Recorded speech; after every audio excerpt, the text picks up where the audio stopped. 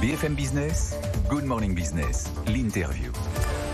À 8h17, c'est Philippe Dornano, le coprésident du mouvement des entreprises de taille intermédiaire, par ailleurs président du groupe Sisley, qui est avec moi. Bonjour. Bonjour. Je rappelle, les entreprises de taille intermédiaire, c'est un emploi sur 4 en France.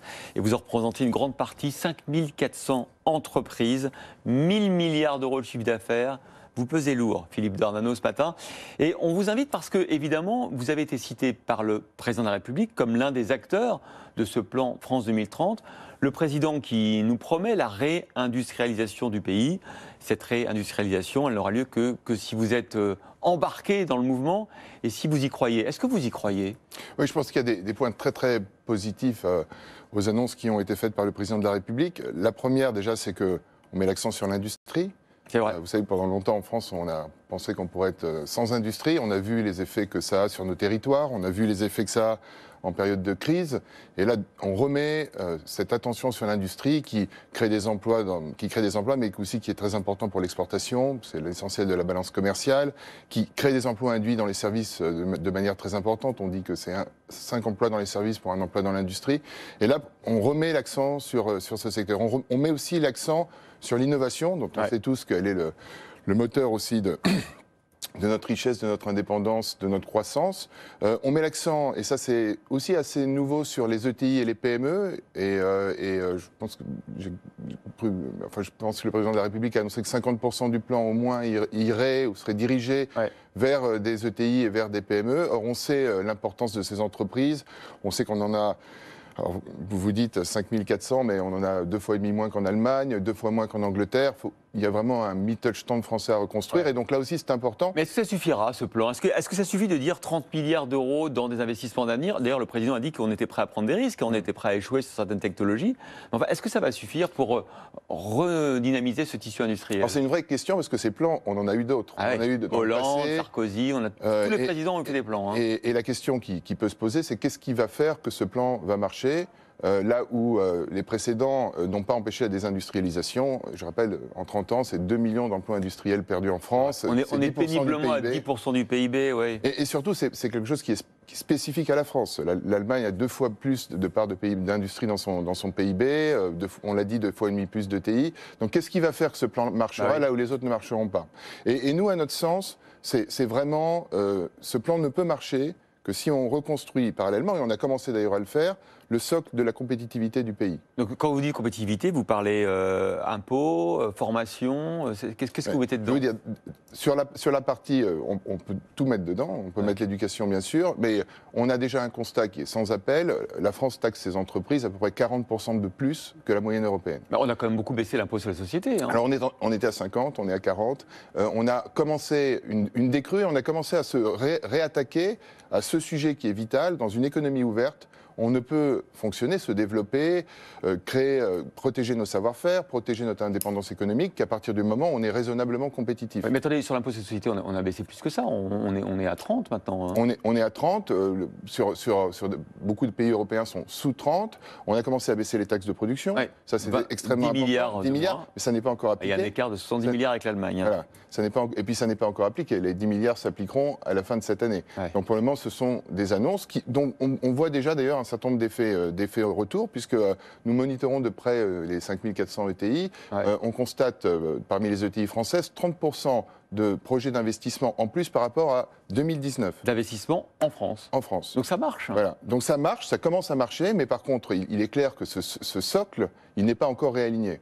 Et le vrai enjeu, notre attente d'ailleurs, c'est que parallèlement à ces investissements dans des secteurs d'innovation, ce plan de 30 milliards, on réajuste, on réaligne le socle de compétitivité français sur la moyenne européenne. C'est-à-dire sur des pays, le président a insisté aussi sur le modèle social français qu'on voulait préserver, sur des pays qui ont un modèle social qui est similaire au nôtre, c'est-à-dire l'Union européenne, et qui arrivent, tout en ayant ce modèle social, à avoir protection de leur savoir-faire, protection de leur industrie, exportation. Je rappelle qu'en France, j'entendais Bruno Le Maire le dire, il y a 8 milliards de déficit de la balance commerciale. En Allemagne, c'est 280 milliards d'excédents. Et donc, c'est possible pour nous. Mais c'est intéressant ce que vous dites, parce qu'on a presque l'impression que vous auriez préféré 30 milliards d'euros de baisse d'impôts plutôt que 30 milliards d'euros de saupoudrage d'aide publique à l'investissement? Je pense qu'il ne faut pas forcément les opposer, parce que dans certains, on le voit aussi dans des pays, investir de manière intelligente dans certains secteurs de pointe d'innovation où les investissements sont très longs et où on peut attendre par contre des retours peut être intéressant. Ça veut dire, Philippe Tordano, qu'il y a des technologies où si l'État n'est pas présent, ne donne pas le coup de pouce initial, n'est pas un catalyseur, on ne peut pas y aller. Je pense qu'en tout cas l'État peut jouer son rôle, même dans des pays très libéraux comme les États-Unis, on voit que l'État joue un rôle très important dans l'innovation. Mais les énergies renouvelables, par exemple. Mais tout ça ne donnera pas, à notre sens, un résultat durable s'il n'y a pas un socle de compétitivité. Donc notre question, c'est pas d'opposer le plan d'innovation aux taxes de production et à l'écosystème, mais c'est de dire que sans un écosystème qui sera raisonnablement compétitif, ça risque d'être un plan de plus. J'ai vu que certains de vos adhérents étaient un petit peu contrariés parce que le président avait beaucoup parlé des start-up, des French Tech, de la Start-up Nation, moins peut-être des PME et des entreprises de taille intermédiaire historiques qui sont aussi. Je pense qu'il faut sortir de ces catégories. On a besoin de tout le monde. On a besoin des start-up, on a besoin effectivement de croître et d'avoir des PME. Le président, il dit l'innovation, elle est dans les start-up, elle n'est pas dans les grands groupes.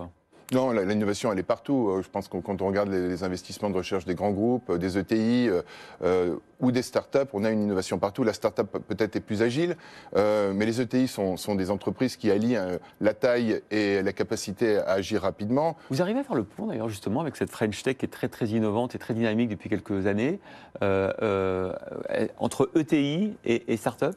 Oui, bien sûr. On a des incubateurs dans un certain nombre d'ETI. Puis vous savez, les ETI elles-mêmes incubent des projets.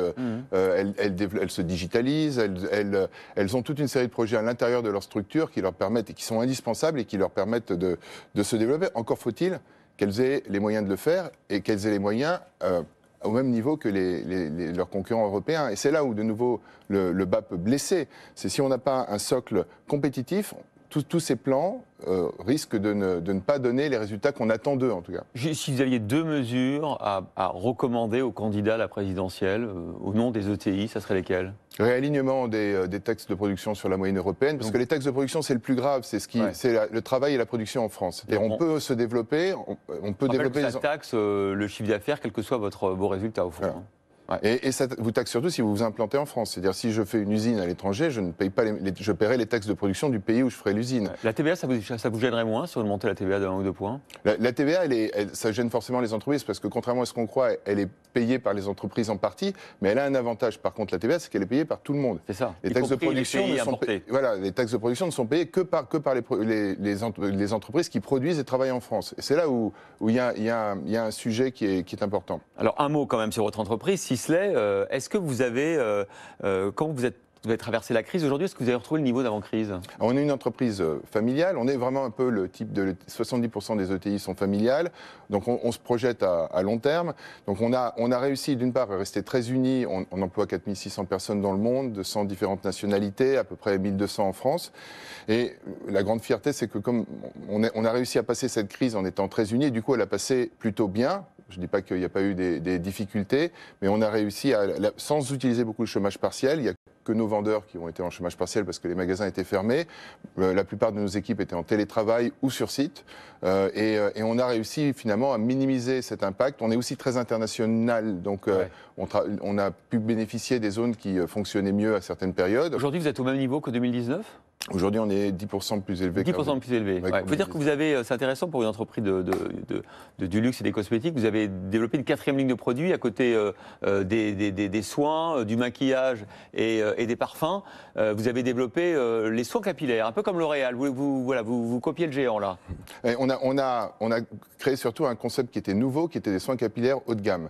Et vous parliez de start-up. On a incubé, ce qui n'est pas toujours facile à l'intérieur d'une organisation, on a incubé une nouvelle marque qu'on a développé, dont on a construit les produits et qu'on a lancé. Qui s'appelle comment ? Qui s'appelle Air Rituel et qui a fait 25% d'augmentation pendant l'année du Covid, 50% d'augmentation cette année, qui est déjà vendu dans plus de 100 pays et qui reçoit un très très bon accueil de nos clients. Ce concept du capillaire haut de gamme était nouveau.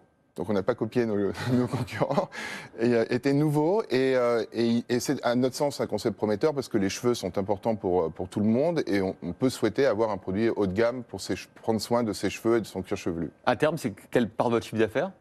À terme, c'est toujours difficile de faire des plans, mais on pense que c'est une marque qui peut être très établie et qui surtout, c'est le plus important, va construire l'image de Sisley parce que c'est des bons produits, parce que les consommateurs seront contents, parce qu'ils la réachèteront. Ce qui est intéressant aussi, c'est que beaucoup de grands groupes de luxe et de cosmétiques rachètent des marques. Vous avez créé une marque ex nihilo, c'est assez courageux. Hein. C'est une fierté. Bon. C'est aussi l'exemple de ce qu'est la recherche dans les ETI. Nous, notre budget de recherche a triplé dans les 10 dernières années. Donc on voit aussi que la recherche, j'entendais aussi que la recherche diminue en France. Dans beaucoup d'ETI, la recherche augmente. Merci beaucoup Philippe Dornano, coprésident du mouvement des entreprises de taille intermédiaire et donc président du groupe Sisley, d'avoir été avec nous ce matin dans Good Morning Business.